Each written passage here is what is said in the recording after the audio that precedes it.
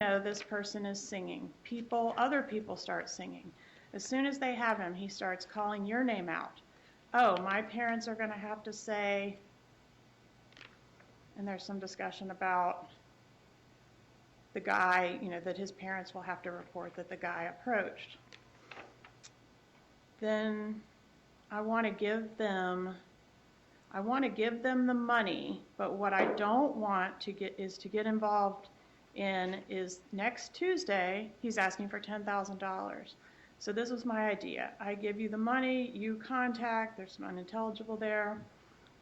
Listen to what I'm saying. This is why I'm saying it. I give you the money, you talk to him on the phone. So Charles Adelson is instructing Catherine Magbanua what to do to resolve this issue of the undercover operation. This is what I want you to do. I want you to call up this person and say that I got a call from some friends of mine who says that you reached out to them and that you mentioned my name. And remember, protect your name, something about protect your name recently. So what you're going to say is, I got a call from some friends of mine who said that you had reached out and that you had mentioned my name. These people want to go to the police because they had nothing to do with what you're talking about, okay? And frankly, I don't know what you're talking about. But the name sounds familiar of who's incarcerated, so I'm going to give you something as charity to help the less fortunate. But do not contact these people again, or they're going to the police. Again, instructing Catherine Magbanua on exactly what to say when she calls the undercover operative / gangster that's approached his mother. That way he gets his money. He also knows that you know everything, that you may have a friend who may not be so cool with what's going on too, who may know people, who knows how to handle people like this, and that this is a effing one-time thing. This is charity to help somebody out.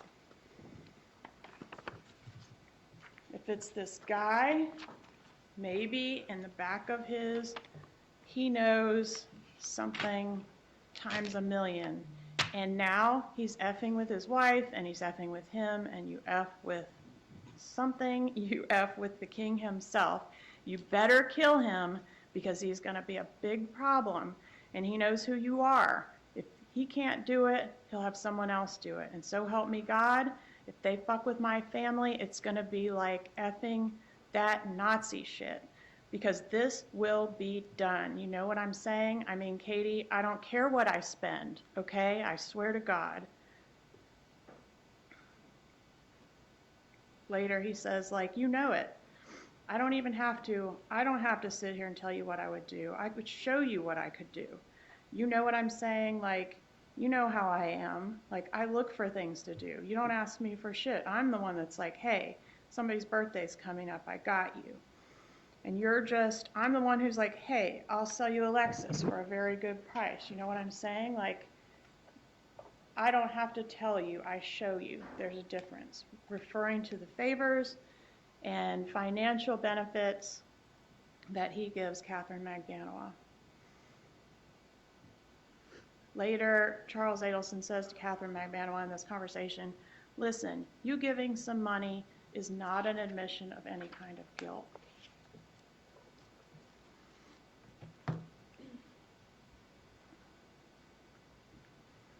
Later, there is a third meeting between some of the parties. This one is Charlie Adelson and Harvey Adelson.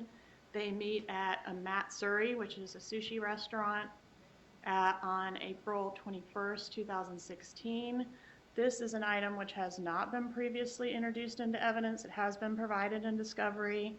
And at this time, I'd ask to introduce a copy of this statement, which I've marked as Exhibit D on a disc. Any objection? No objection, Your Honor. Be admitted as Exhibit D. And this is relatively short, but I'd like to publish it for Your Honor. All right. So you're going to play the audio? Yes, sir. Okay. Hopefully you'll be able to hear it. There are captions as well.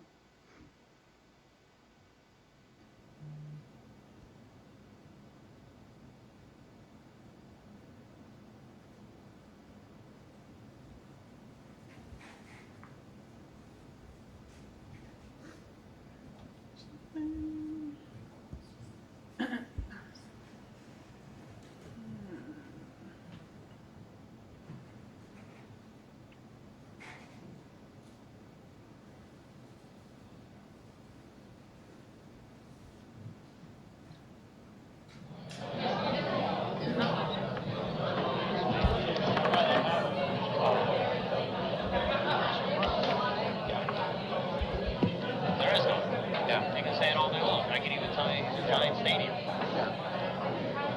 That's it. Now, all day long, it's not done like that. And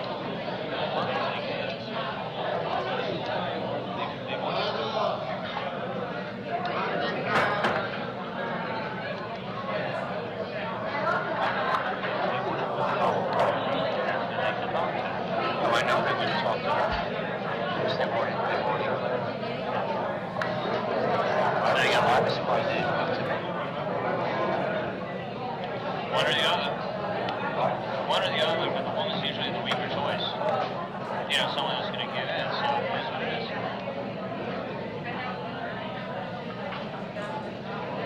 That's what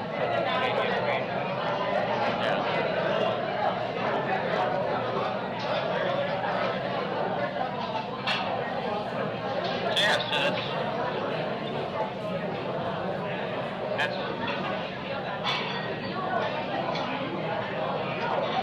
that's where you're at.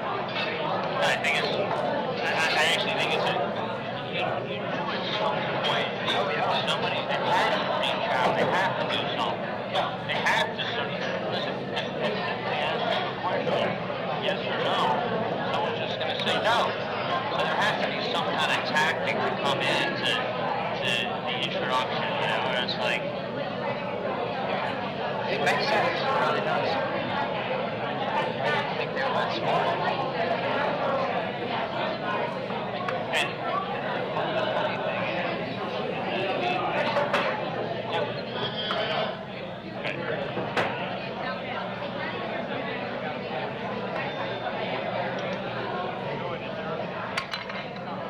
I'll take it.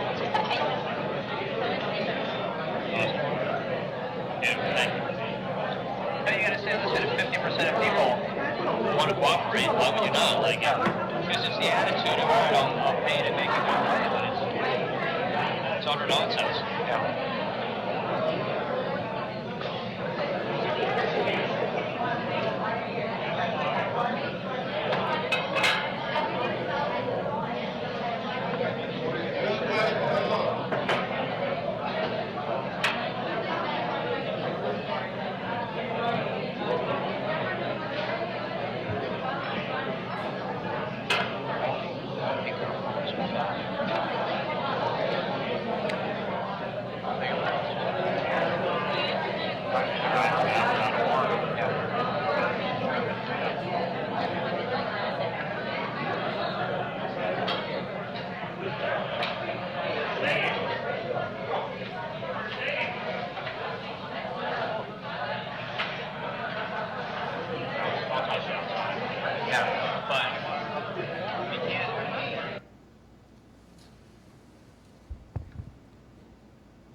Judge, at this time, I'd ask to introduce a statement that was prepared by the Markel family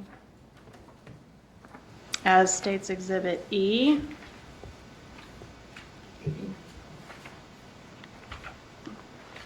All right, any objection? No objection, Your Honor. Be admitted as State's Exhibit E. And Judge, before I move on from that, one additional statement that I failed to bring to your attention from the Dolce Vita recording, State's Exhibit C, is where Mr. Adelson indicates, you know, there's a discussion of every Tom, Dick, and Harry's going to show up and want assistance if they pay out the money to this thug that's approached his mother. And there's a comment in which Mr. Adelson says, hey, you know who this is coming from? The inside.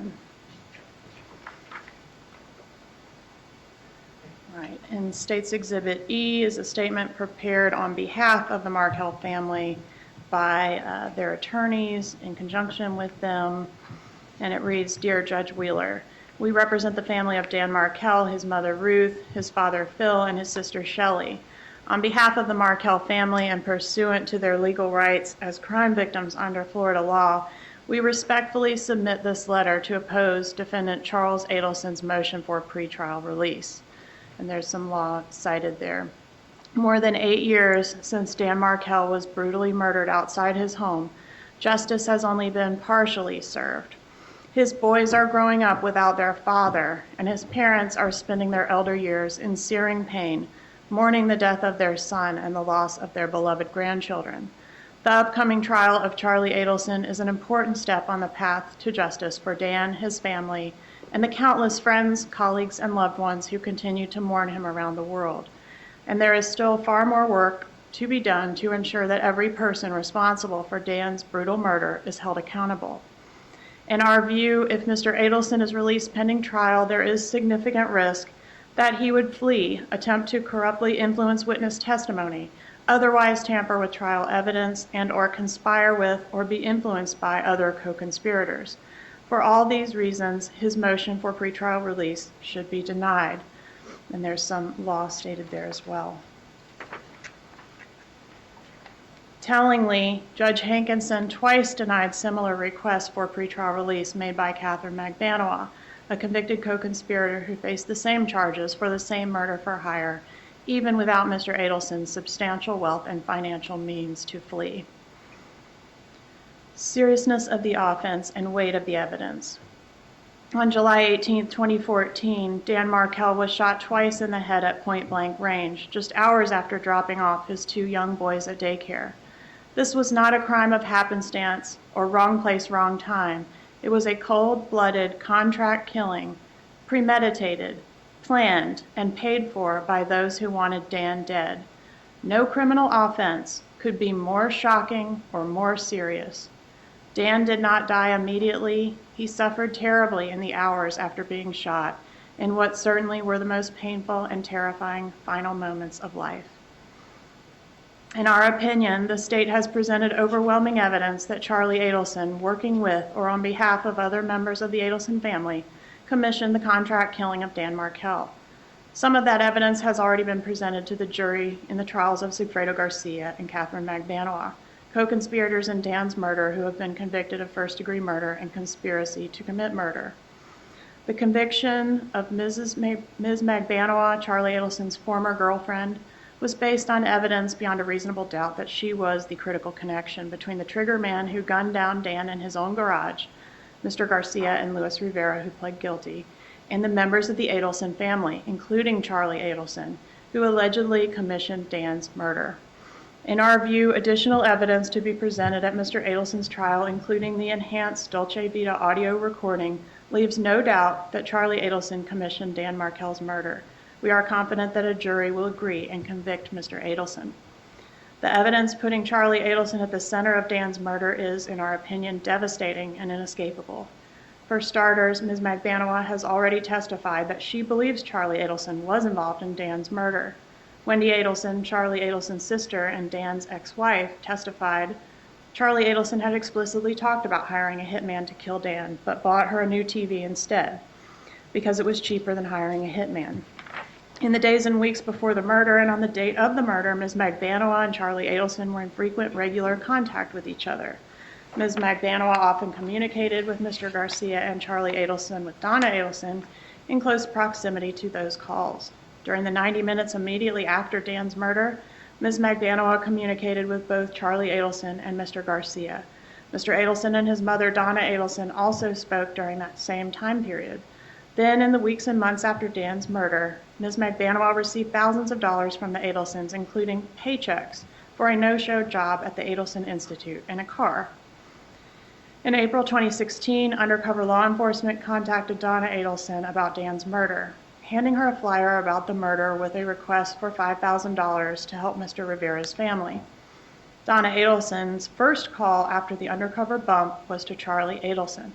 She explained that a man had handed her some paperwork that involved probably both of us, probably the two of us. You probably have a general idea what I'm talking about. Charlie Adelson said, "What did they ask?" And Donna Adelson responded, "This TV was probably about 5, apparently using the code word TV to refer to Dan's murder."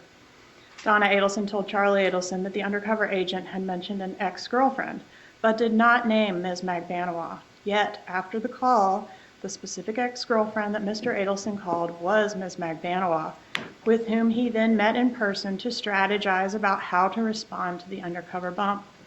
Law enforcement recorded that meeting at the Dolce Vita restaurant. Among other incriminating statements, Mr. Adelson told Ms. Magbanua that the individual who contacted his mother didn't mention his name, which led him to believe that these people only know part of the story. And of course, no plausible explanation has ever been offered as to why Mr. Garcia and Mr. Rivera, two gangsters from South Florida who had no connection to Dan Markel whatsoever, would have killed Dan, other than the obvious one. They were hired by members of the Adelson family through Ms. Magbanua, the only known connection between each side of the murder for hire conspiracy. Flight risk. Charlie Adelson is a classic flight risk.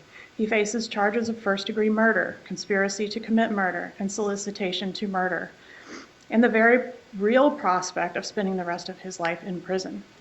Mr. Adelson and his family have substantial wealth and the financial means to flee. Recorded telephone calls capture Charlie Adelson boasting about his expensive luxury cars, boat, and international travel. Mr. Adelson even discussed with Ms. Magbanua his intention to flee in the event he was prosecuted, evidence of both consciousness of guilt and of flight risk. On the enhanced Dolce Vita recording, Mr. Adelson told Ms. Magbanua, quote, "If they had any evidence, they would have already gone to the airport." Sorry, we would have already gone to the airport. This court should not give him an opportunity to make good on that actionable threat. Witness and evidence tampering. There is a substantial risk that Charlie Adelson would attempt to corruptly influence trial testimony or otherwise tamper with trial evidence. Facing the prospect of an effective life sentence and a near certain conviction, Mr. Adelson has every incentive to influence witnesses who may testify at his trial. Some of those potential witnesses, such as his mother, Donna Adelson, and his sister, Wendy Adelson, are close family members who may also be implicated in Dan Markel's murder and may themselves be subject to future prosecution. There is a substantial risk that Mr. Adelson and his family members could strategize, coordinate defenses, script testimony, or work together to influence other witnesses. Any of these scenarios would threaten the integrity of Mr. Adelson's trial, as well as the ongoing criminal investigations of members of Adelson family members and other potential unindicted co-conspirators. Recorded telephone calls capture Mr. Adelson apparently discussing other serious criminal conduct as well, including trafficking in controlled substances, and demonstrate that he is capable of heinous violence toward others. For example, in the Dolce Vita meeting, Mr. Adelson tells Ms. Magbanua, when the expletive police show up, and there's an oral surgeon standing there with a dead gang member in his expletive driveway, they're not going to come down too hard on me. And in a May 2016 call, Mr. Adelson discusses his willingness to alter patient records and to lie to his dental patients. After all of these factors, the serious murder and other felony offenses with which Mr. Adelson is charged, the overwhelming weight of the evidence against him, the lengthy prison sentence he faces, and the very real risk that he would flee, the risk that he would corruptly influence trial testimony, and the risk that he would conspire with or be influenced by members of his family, strongly support the denial of Mr. Adelson's motion for pretrial release. In the more than 8 years since Dan was brutally murdered, the Markel family has endured unfathomable grief and loss. Their only son was stolen from them, and members of the Adelson family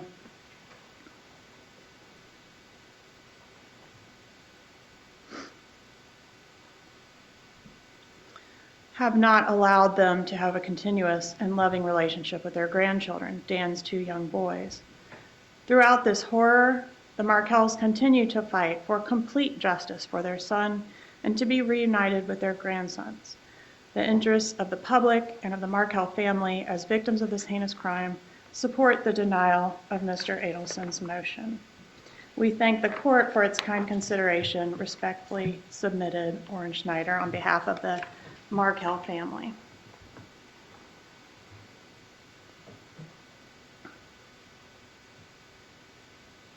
All right, Judge. Exit. That's the conclusion of the evidence, Judge, for your consideration of the Arthur issue. I do have a couple additional exhibits I'd like to go ahead and proffer for your consideration if you find that the burden was not met or you choose to exercise your discretion and consider bond for the defendant. All right. I have State's Exhibit F, which are some iCloud text messages from Charlie Adelson's iCloud from both 2012 and 2013. These are just messages between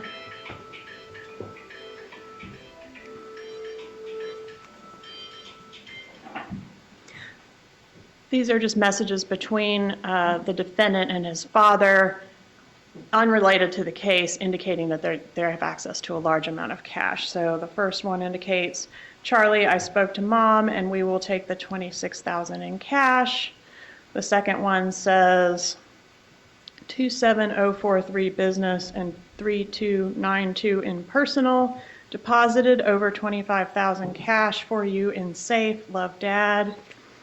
And the third one reads, I know that, I just need to discuss the accounts. The two accounts that I hold have $346,000 in cash and require more time to send for a reason that I can explain if necessary. Love, Dad.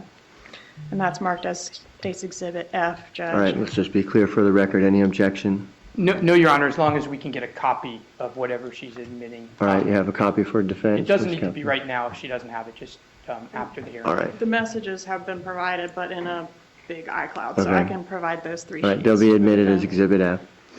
All right, and then State's Exhibit G, this is a portion of a transcript from a videotape deposition of the defendant in reference to a unrelated civil case that was conducted on December 14th, 2021. And I've included page 1 and 2 of the deposition, 1, 2, and 3 that tell you what it is, where it was conducted, who's doing the speaking, and the table of contents. And then I've included pages 23 through 28 of the deposition, which is relevant to show Your Honor what a more current picture of their financial abilities is at this time. It indicates that Mr. Adelson, the defendant, has sold several businesses to his father recently, and also sort of gives you the status of some of the properties and businesses that he owns. And then I also included page 389 on the back, which is just the certification from the court reporter authenticating this document. All right, Exhibit G has been offered. Any objection? No, Your Honor. Be admitted as Exhibit G. All right, and lastly, Judge, I just have the PowerPoint that was presented today, which I would offer as just a demonstrative exhibit for the record. All right, it'll be admitted as a demonstrative exhibit. And just a couple other points on the financial abilities, Judge. I know there were several calls on State's Exhibit 99, which was introduced today as State's B, which discussed the financial abilities of Mr. Adelson and the significant financial resources of his family, but also witness Mary Hull, our financial analyst, testified that between 2013 and 2016, when our crime occurred, Adelson Institute was earning about $1.5 million a year. Charlie Adelson himself was earning approximately $3 million a year. That the family in total had approximately 18 investment accounts, including multiple properties. And then I would also just point out the evidence that was elicited regarding Charlie Adelson doing favors for Catherine Magbanowa, in addition to the car and the breast augmentation, but also vacations, and of course the payroll, putting her on the payroll. May I have one moment to confer, Your Honor? You may.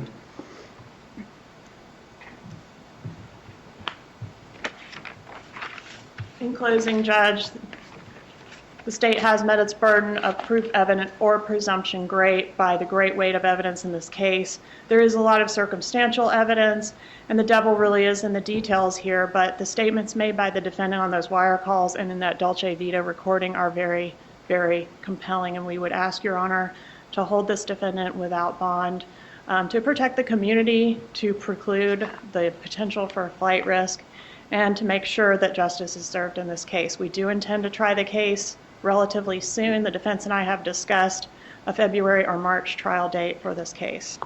All right, are you making the argument that any of these statements in the Dolce Vita video are direct evidence as opposed to circumstantial? I do think all the statements of a defendant are direct evidence in addition to all the circumstantial evidence. All right, thank you. All right, Mr. Rashbaum, will you be calling any witnesses? No, Your Honor. Just presenting argument today? Yes, Your Honor. All right. You May I approach, Your proceed. Honor? Yes.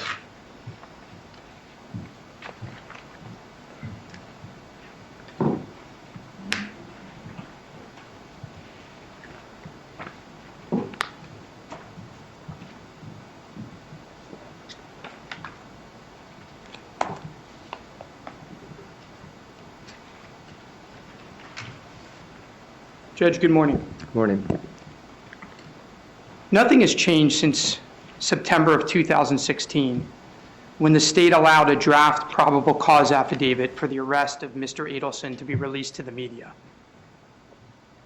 We've just heard 45 minutes of testimony, and if you look at that draft affidavit, it's virtually identical. Nothing has changed. Sure, there's been convictions. There's been convictions of Mr. Rivera, Mr. Garcia, Ms. Magbanua, but none have offered direct evidence against Mr. Adelson.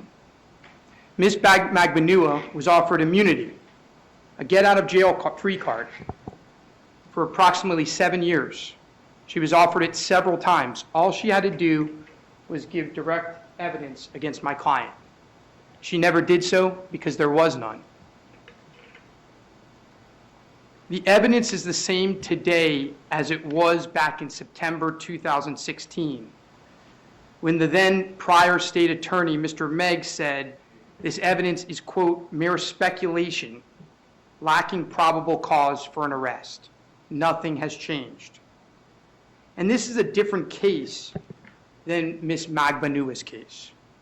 In Ms. Magbanua's case, when Judge Hankerson heard this bond hearing, there was direct evidence. There was direct testimony. The testimony of Luis Rivera. No such evidence exists as of date in this case. There was no arrest in 2016, 2017, 2018, 2019, 2020, 2021, not till days before Ms. Magbanua's retrial in 2022 was Mr. Adelson arrested. For all those years with the same evidence, the state felt that Mr. Adelson was not a flight risk. The state felt that Mr. Adelson was not a danger to the community. Nothing has changed. Now, what does the state say has changed? This supposed enhanced recording, the Dolce Vitae recording. Well, I have all the recordings, Your Honor, and it's the same evidence as in 2016. In 2016, if you look at the draft affidavit, they're relying on the Dolce Vitae recording. Ms. Kappelman herself, just last month, went on a podcast where she admitted that, quote, she always heard what was on the recording, that you could make it out from the beginning if you labored through it. Nothing has changed. In other words, the facts didn't change. And by the way, when the recording is examined closely, as we will do at trial, when it's picked apart, you'll see, without cherry picking, that it exonerates Mr. Adelson. That's what you'll see from the recording. And we're going to talk about the airport comment in just a few minutes. But repeatedly in this recording, Mr. Adelson says that he hopes that the confrontation is the police. That's what he says. If they are the cops, I'm happy because I have nothing to hide. Talk about an alternate explanation, an alternate hypothesis on their best piece of evidence. Repeatedly, he says in their best piece of evidence that he had nothing to do with the murder. He has nothing to hide. He says that at least 5 times in the recording. And I believe he says that a couple more times in the unintelligible parts of the recording, which we're working on making intelligible. The government simply cannot meet its high burden of keeping Mr. Adelson detained. In this case, the evidence is clearly circumstantial evidence, no direct evidence. So the government has the burden under state law of excluding every other hypothesis except that of guilt, which it cannot do. The Dolce Vitae recording itself shows other hypothesis of innocence. Not one single witness establishes Mr. Adelson's involvement, and Dolce Vitae itself shows his innocence. The wires itself shows the innocence. Now let's use the airport line as an example. So the government comes up here and they read the first line that they have in their intelligible recording. remember, there's about 30 minutes of the recording before the statement, including a large section which the government says is unintelligible. And the line that they read is, if they had any evidence, we would have already gone to the airport. Judge, you have to take it in context. You have to take it into context of what's said before, and you have to take it into context of what's said after. And when you do that, when you dissect the recording, as we will do at trial, you will see that what Mr. Adelson is saying is, they don't have any evidence because I had nothing to do with this. That's what he's saying. But Judge, you don't have to take my word for it. And you don't have to take the government's word for it. Because here's what we know definitively, not without guessing of what's said on a recording or guessing what's meant by wires. We know what actually happened. So the Dolce Vita recording happens in April 20th of 2016. That's when this airport comment is made. The arrest of Sigfredo Garcia happened shortly after. Mr. Adelson, he doesn't flee. He stays put. Okay? September 2016, the government releases an affidavit to the press that lays out exactly their theories of the case. Exactly what they just spent 45 minutes telling you today. That release is put all over the press. 2020, Dateline, Tallahassee News, USA Today, New York Times, the BBC. Does Mr. Adelson flee? Nope. Doesn't go to the airport. Well, actually, he does go to the airport. He goes to places that he could never be extradited from in a capital offense, and he comes back. Okay. October 2016, Miss Magbanua is arrested. Sounds like pretty strong evidence. Does Mr. Adelson flee? No, he stays here. December 2016, there's a bond hearing in this courtroom, I believe. During the bond hearing, the government again lays out the theory of the case with Mr. Adelson as its centerpiece. Does he flee? Nope. Reports of immunity come out in the press. They're offering Miss Magbanua, she can get out of jail. All she has to do is turn on Charlie Adelson. You heard that testimony. Does he flee? No. Conviction happens of Mr. Garcia. Hung jury of Miss Magbanua. Does he flee? No, he never flees. That should tell you, when you look at the context of this comment, it's taken out of context by the state. And what you're going to see in the trial is many of the supposed evidence that they have, the circumstantial evidence in the wires, on the Dolce Vita video, taken out of context. You don't have to guess what Mr. Adelson meant when he said, if they have evidence, we would have already gone to the airport. They've had all the evidence for 7 years, nearly. He never fled.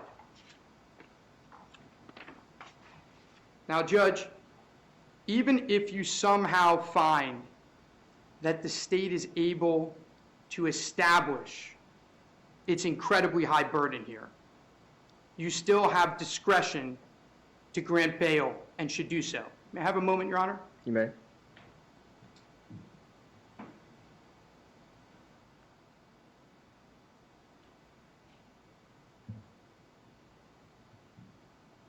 First of all, Mr. Adelson has no criminal history.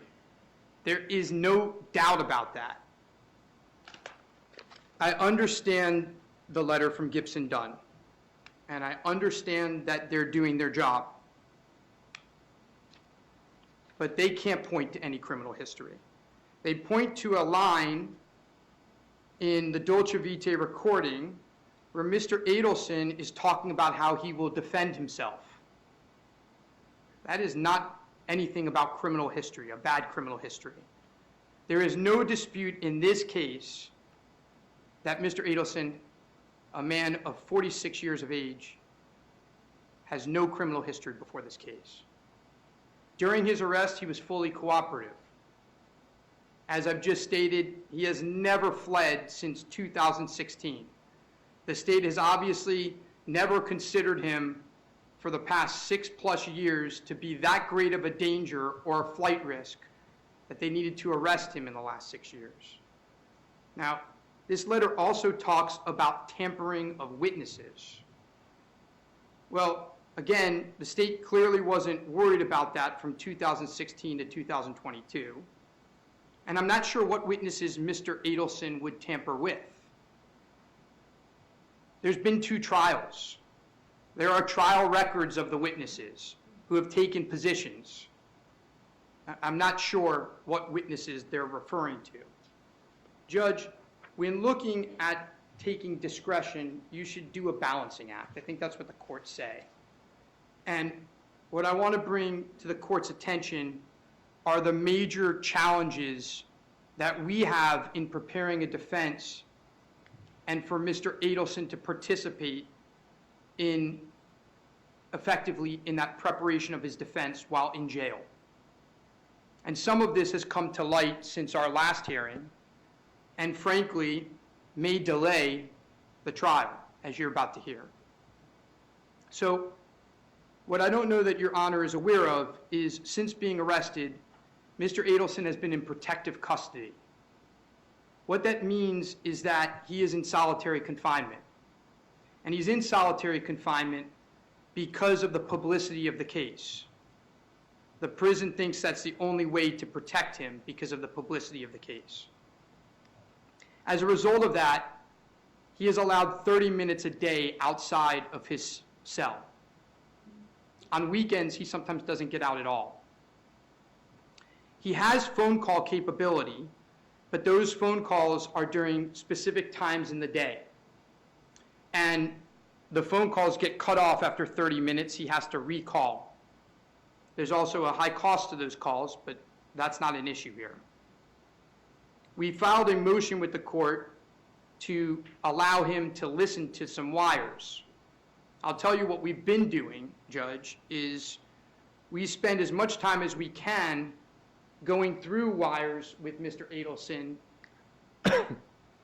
on our phone call, where we literally are sticking a computer near the phone and then trying to go through it. As you can see, it's not ideal, but we're doing the best we can. Your order said to the prison that they should use reasonable efforts to allow Mr. Adelson to listen to these wires. So we provided the prison, and they received it on, I believe, August 23rd or 24th, an MP3 player with these wires. Now, these wires are around, give or take, 600 hours of wires. Those don't include the wires related to Luis Rivera in his separate case, but related to this case, they're around approximately 600 hours. Since August 24th, Mr. Adelson has not been allowed 1 minute to listen to those wires. And when I spoke with the jail yesterday, they informed me that he would be allowed soon to start, but that because of a shortage in staff in the prison, he would be allowed 3 hours a week to listen to those wires. Now, I'm not great at math, but we can do the math. 600 hours, if he gets 3 hours a week to listen to wires, it's going to be pretty hard for him to hear all the supposed evidence that's against him. We've also been told that we have to go through special channels and speak to the chief of the jail to get a computer in the prison for us to use with Mr. Adelson. So, for instance, the videos today, Mr. Adelson has never seen. We have. The government has been terrific with discovery. We have no arguments with the government. They've been terrific getting us discovery. Sure, there's bumps in the road. They've helped us through it. So we have no arguments with the state. Mr. Adelson, we can't get a computer in to show him videos. He obviously can't get a computer in. We've been told we have to call the chief of the jail. I've called him now 36 times. I've gotten one call back where he said he would get back to me. We'll keep trying. There's a 2-hour limit on attorney visits with Mr. Adelson without special permission. And I've been told that the special permission is hard to get, again, because of the shortage in staff. There are, by my estimation, 57,542 documents that have been turned over to us in discovery. Not pages, documents. It took the jail 1.5 months for us to get Mr. Adelson the 3,500 pages of trial transcript from the first trial. And the reason being is we can't just FedEx the trial transcript that's given to them. We need to FedEx it to them, and then they need to make photocopies of it. So imagine all the other 56,000, 57,000 and change that we haven't been able to get him yet. The jail just doesn't have the capacity to make photocopies of such items. And we have no other way to go through such items with Mr. Adelson. Judge, we are working hard. We are doing everything we can. We're having, as has been reported on the media, hours and hours and hours of phone calls with him every day. But there's only so much we can do under these circumstances to effectively prepare our client for trial. And there are appropriate conditions to his release. Home confinement, monitoring. We'll pay for 24-hour police security to watch him at the house. We'll tie up any assets that you think need to be tied up. He's been free and has not fled, has not committed a crime in 2016 and onward. There's no reason to believe he will do so now. That's why we're asking for a bond, Your Honor. All right, thank you, Mr. Rashbaum.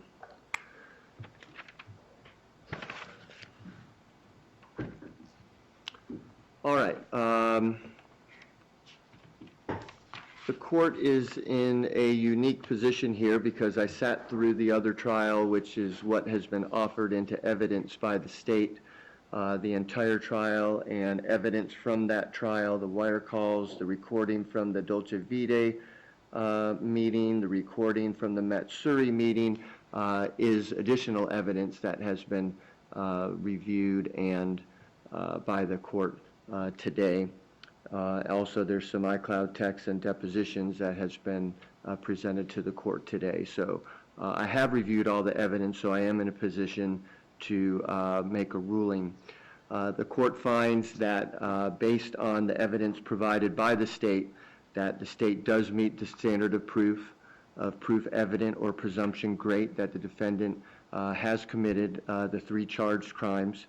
Not only is there direct evidence the court finds from the Dolce Vita video and statements made therein, but there's also a wealth of circumstantial evidence against the defendant. Even if a court subsequently finds that there was only circumstantial evidence, I find that the evidence presented by the state certainly rebuts every reasonable hypothesis of innocence. So I find that the first part of the test is met and proof evident or presumption great standard is met by the state.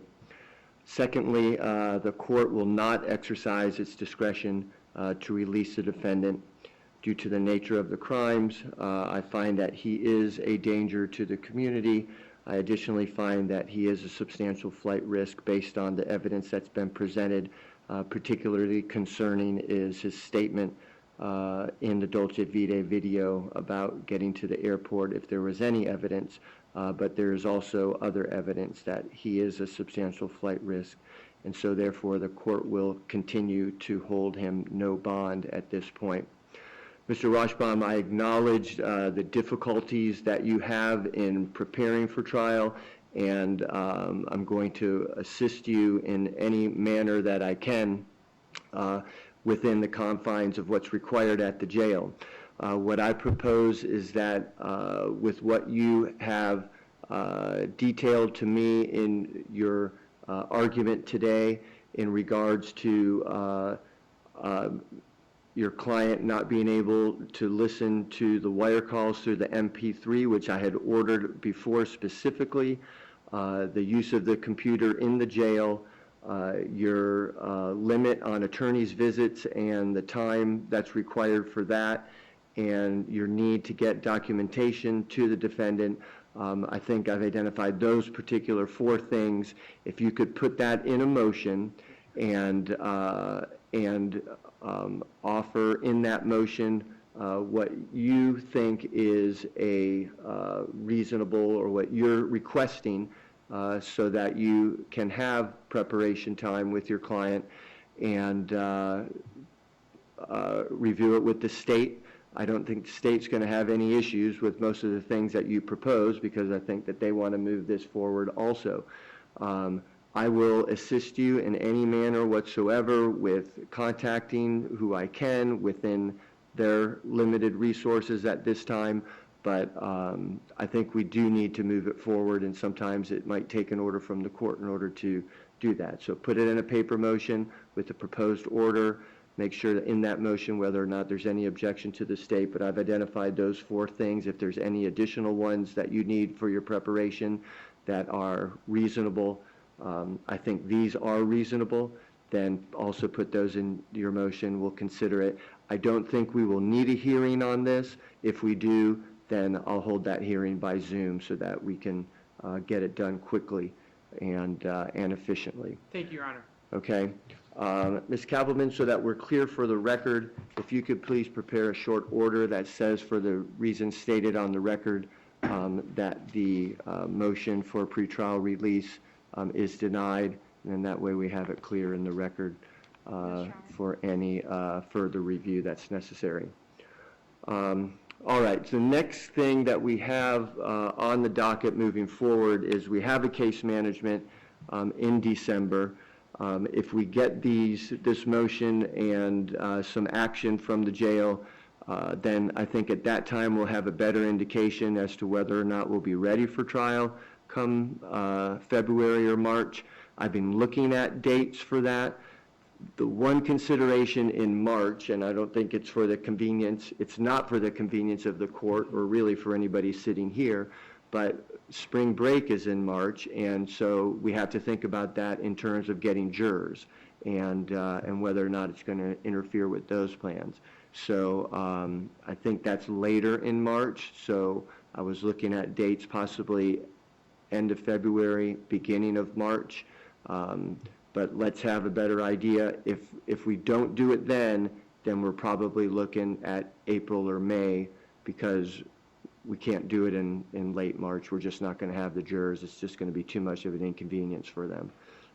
We're already dealing with enough issues in regards to getting jurors. So let's keep that in mind. And I think we'll have a better idea of where we're headed at that case management, so that we can definitely blank out some dates then, either end of February, beginning of March, or if we're heading into April or May. Okay, any discussion in regards to that? Ms. Kappelman? No, Your Honor. Anything from the defense, Mr. Rashbaum? No, Your Honor, I think we'll have a good idea in December. All right, great. If you can get that motion to me as quickly as possible so we can get moving on these for you, and then we'll be in a position to know come December. All right, Ms. Kappelman, anything else for the court? No, Your Honor. Anything from the defense? No, Your Honor. All right, thank you both. We'll be in recess.